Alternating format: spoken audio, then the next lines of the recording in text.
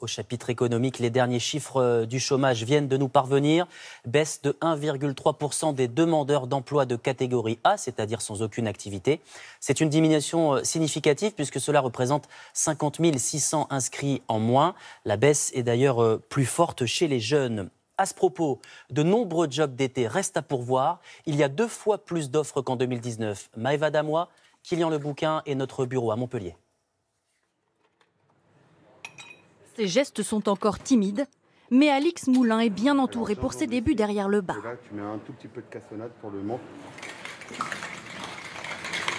Ce travail saisonnier, elle l'a décroché il y a 2 semaines.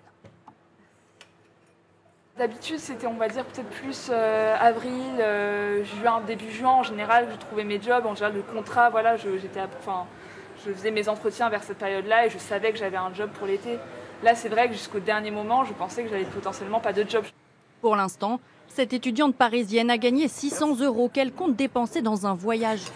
Le gérant aimerait la garder au-delà de l'été, car il n'a reçu que très peu de CV pour la rentrée. Ce qu'on recherche beaucoup, c'est des gens qu'on va pouvoir prendre là pour quelques staffs, quelques soirs, quelques semaines, et qui ont envie de s'engager sur toute l'année, à partir de septembre, sur quelques soirs par semaine.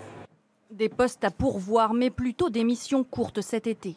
À Montpellier, cette étudiante a commencé hier comme vendeuse. Elle a décroché un contrat d'1 semaine seulement. Toutes les propositions que j'ai, c'est 2 jours, maximum 1 semaine. Ou alors c'est trop loin, il faut un véhicule pour se déplacer, il faut du matériel spécifique. Elle espère une deuxième mission d'ici la fin de l'été et elle a toutes ses chances selon ce gérant d'une agence de recrutement. On est à 36 000 offres disponibles durant tout l'été.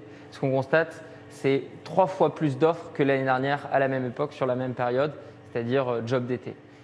Selon lui, de nouvelles offres vont apparaître dès le 1er août pour contrôler les passes sanitaires, notamment à l'entrée des établissements.